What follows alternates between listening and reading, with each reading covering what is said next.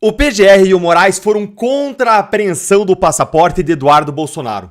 Mas isso esconde uma manobra, uma tramóia, uma razão secreta, oculta, que eu vou mostrar agora pra vocês nesse vídeo.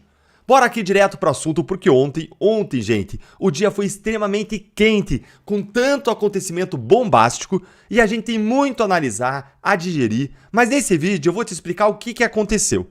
Olha aqui a manchete do Metrópolis, nesse tweet aqui do André Marcília. Olha aí.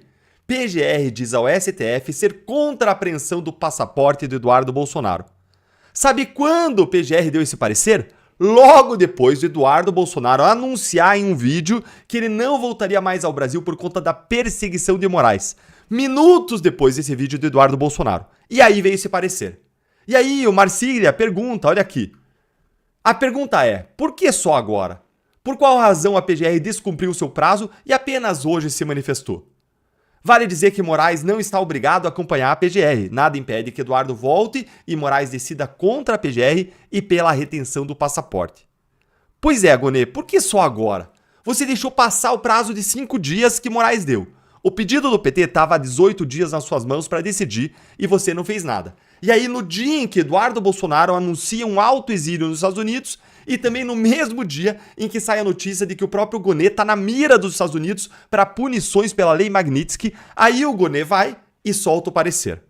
Mas se você acha que é só medo, fica aqui comigo que não é só medo de punição não. Tem algo bem pior por trás disso.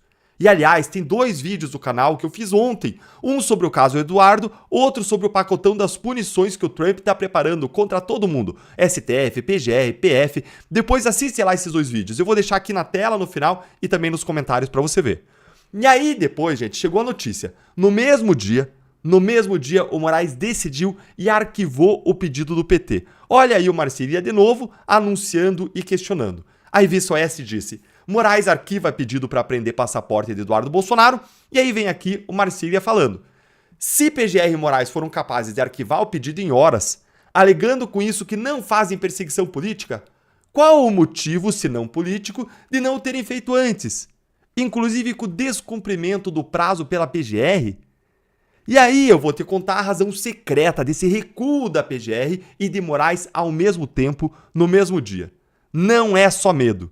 Isso aqui foi uma manobra, foi uma jogada tanto da PGR quanto do STF. Pra quê? Pra descredibilizar Eduardo Bolsonaro nos Estados Unidos e fazer ele parecer um louco, um maníaco, pros brasileiros que ainda não entenderam o que tá acontecendo e pros americanos. Entenderam a jogada deles? O anúncio do Eduardo gerou uma repercussão gigantesca aqui no Brasil e com certeza repercutirá muito ainda lá nos Estados Unidos, tanto do Partido Republicano quanto no governo Trump.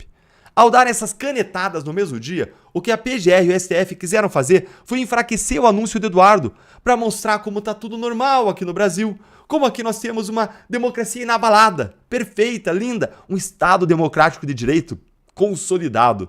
Confia, olha como somos bonzinhos, olha como nós decidimos de acordo com a lei, rejeitamos o pedido do PT.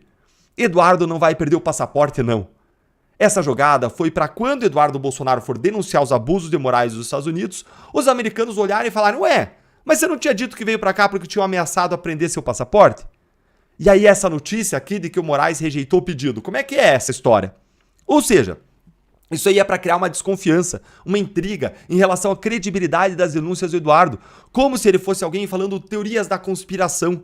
Mas sabe qual que é o problema? Isso não vai dar certo, porque a PGR e o STF decidiram no mesmo dia, nessa velocidade.